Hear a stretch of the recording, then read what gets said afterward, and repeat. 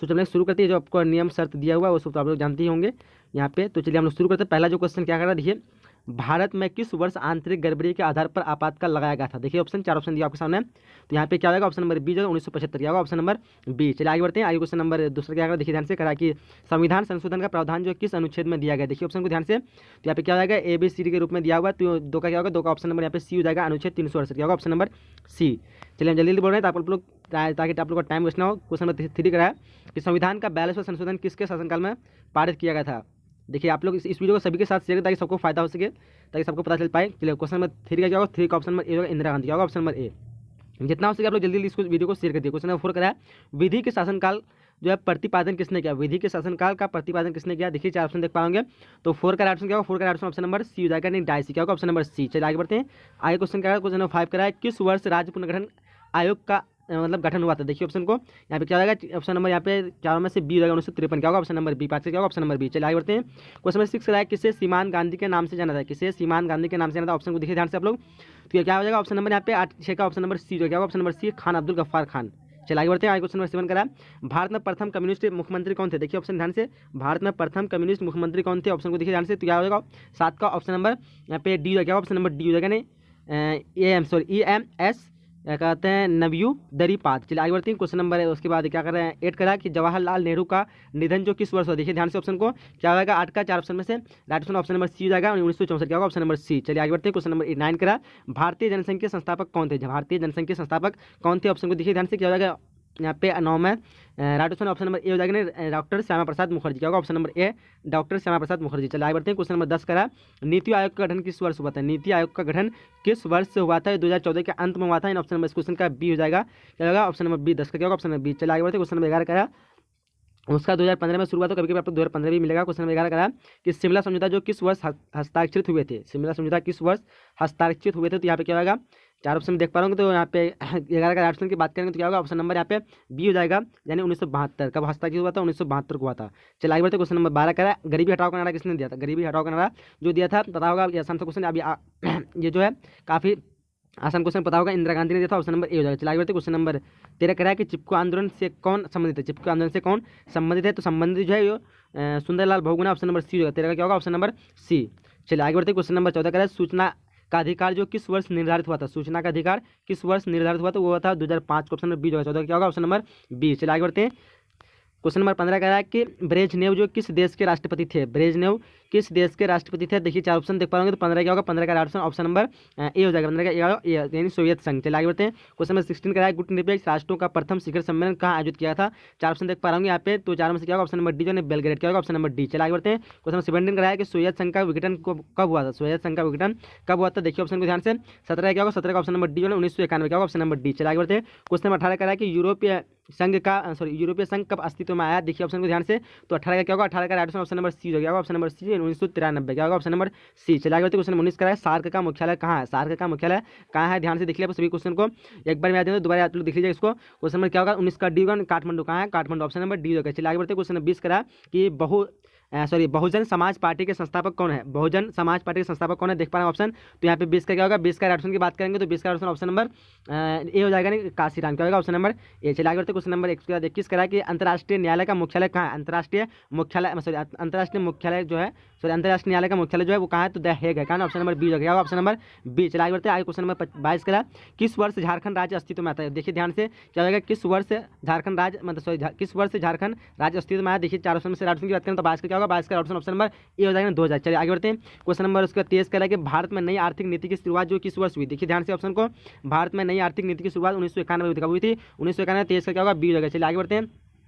आगे question number 24 क्या करा, देखिए ध्यान से। क्वेश्चन 24 करा है कि भारत में प्रथम आम चुनाव कब हुआ था। भारत में प्रथम आम चुनाव जो 1922 में हुआ था, कब हुआ था, 1922, ऑप्शन नंबर ए हो जाएगा। 24 का क्या होगा, ऑप्शन नंबर ए मतलब 1952। चलिए आगे बढ़ते हैं। आगे क्वेश्चन नंबर उसके बाद 25 का है ताशकंद समझौता कब हुआ था। ताशकंद समझौता कब हुआ था, देखिए ध्यान से ऑप्शन। तो क्या होगा, ऑप्शन नंबर सी का 1966 का भी इजी क्वेश्चन है। क्वेश्चन नंबर 26 का राष्ट्रीय विकास परिषद का अध्यक्ष कौन होता है, यानी कौन है राष्ट्रीय विकास परिषद का अध्यक्ष कौन है? 26 का देखिए ऑप्शन को ध्यान से, तो यहाँ पे 26 का क्या होगा? 26 का ऑप्शन नंबर सी हो जाएगा, यानी प्रधानमंत्री क्या होगा? Option number C. चलिए आगे बढ़ते हैं। क्वेश्चन नंबर उसके बाद 27 का भारत के पहले गृह मंत्री कौन थे? तो भारत के पहले गृह मंत्री कौन थे? वो तो सरदार पटेल कहते हैं, ऑप्शन नंबर ए हो जाएगा। 27 का ऑप्शन नंबर ए सरदार पटेल। चलिए आगे बढ़ते हैं। क्वेश्चन 28 का पाकिस्तान के वर्तमान प्रधानमंत्री कौन है? अभी जो फिलहाल कौन है? तो वहाँ पे इमरान खान है, बताओ ऑप्शन नंबर सी हो जाएगा। 28 का क्या होगा? Option number C. चलिए आगे बढ़ते हैं। क्वेश्चन 29 का है कि तृणमूल कांग्रेस किस राज्य का तृणमूल कांग्रेस जो है किस राज्य का राजनीतिक दल है? देखिए ऑप्शन को, तो क्या हो जाएगा? 29 का ऑप्शन नंबर सी हो जाएगा, पश्चिम बंगाल का ऑप्शन नंबर सी। चलिए आगे बढ़ते हैं।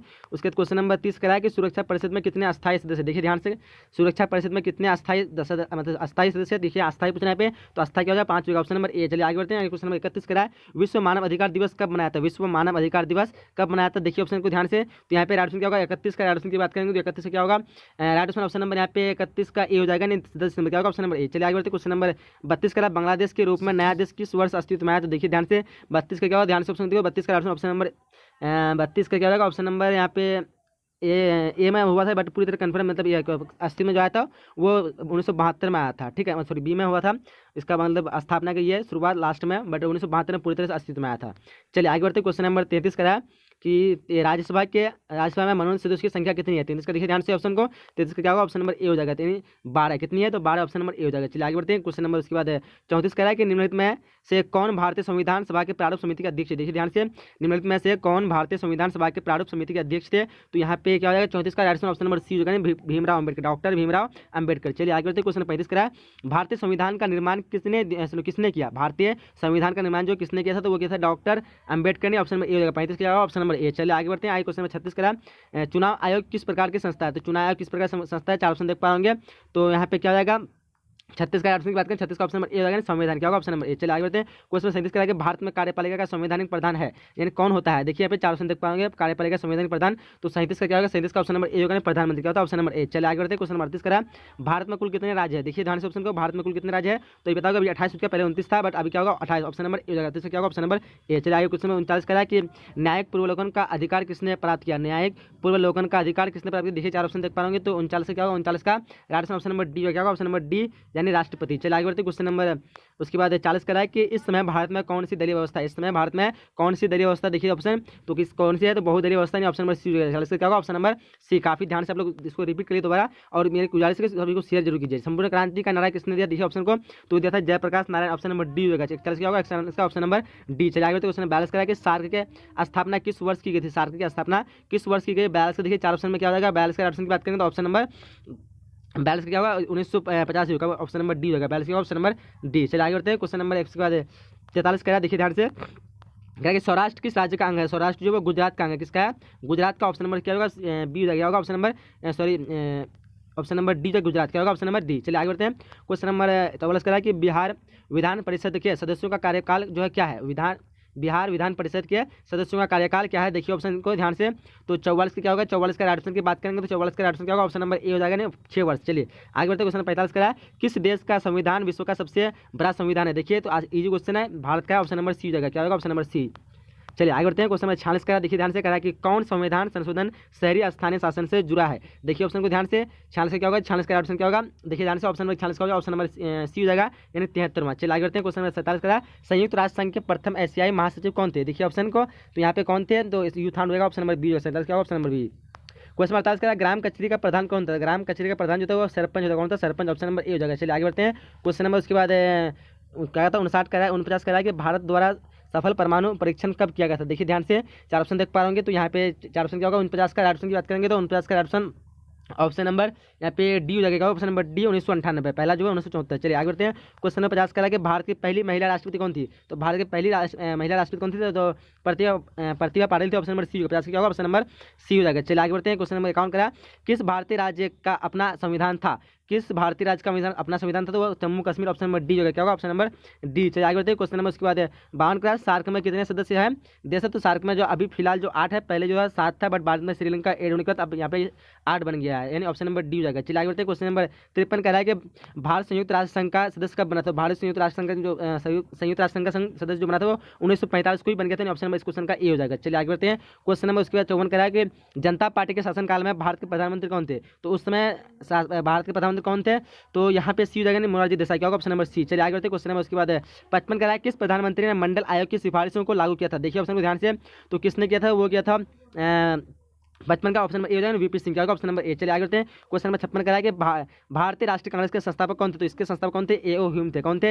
A.O.. Hume. Option number C हो जाएगा। चलिए आगे बढ़ते हैं क्वेश्चन नंबर 57 का है, किस संविधान संशोधन द्वारा महिलाओं को पंचायत में आरक्षण प्रदान किया गया था? देखिए ऑप्शन को ध्यान से, तो कौन सा हो जाएगा यहाँ पे? तो ऑप्शन नंबर 57 का ऑप्शन नंबर डी हो जाएगा, 73वां संविधान संशोधन। चलिए आगे बढ़ते हैं। उसके क्वेश्चन 58 का है, यूरोप निम्नलिखित में से किस देश की मुद्रा था? यूरो। देखिए यहाँ पे ध्यान से देखिए, तो यूरो क्या होगा? यूरोपीय संघ। ऑप्शन नंबर सी हो जाएगा, यूरोपीय संघ की मुद्रा। चलिए आगे बढ़ते हैं क्वेश्चन नंबर 59 का है, निम्न में से कौन सा एक देश नहीं है? तो यहाँ पे देखिए कौन सा एक देश नहीं है, 4 ऑप्शन देख पाएंगे। तो यहाँ पे जो हांगकांग है वो एक देश नहीं है, यानी ऑप्शन नंबर इस क्वेश्चन का क्या होगा? सी हो जाएगा। चलिए आगे क्वेश्चन नंबर 60 का है, देख पाएंगे, उल्फा एक आतंकवादी संगठन है। क्या है? उल्फा एक आतंकवादी संगठन है, किसका है? देखिए यहाँ पे 4 ऑप्शन में से, तो 60 का क्या होगा? 60 का राइट ऑप्शन नंबर सी हो जाएगा, भारत का क्या होगा? Option number C. तो यहाँ पे हम लोग जाए ऑब्जेक्टिव क्वेश्चन को पूरा कंप्लीट कर चुके हैं। ये वीडियो सभी के साथ शेयर करके थोड़ा आप लोगों को सब्जेक्ट भी दिखा देते हैं। देखिए सब्जेक्ट यहाँ पे क्या है? संविधान का प्रस्तावना का क्या महत्व है? देखिए उसके बाद है निम्न लिखित संविधान का अर्थ बताएं, मौलिक अधिकार का परिभाषा दी है, क्षेत्रवाद से आप क्या समझते हैं, दो ध्रुवीयता से आप क्या समझते हैं। चलिए आगे देखते हैं, मानव अधिकार से आप क्या समझते हैं, भारतीय प्रधानमंत्री के किन्हीं 4 अधिकारों को लिखिए, क्षेत्रीय दल से आप क्या समझते हैं, सुरक्षा परिषद के निषेध अधिकार क्या है,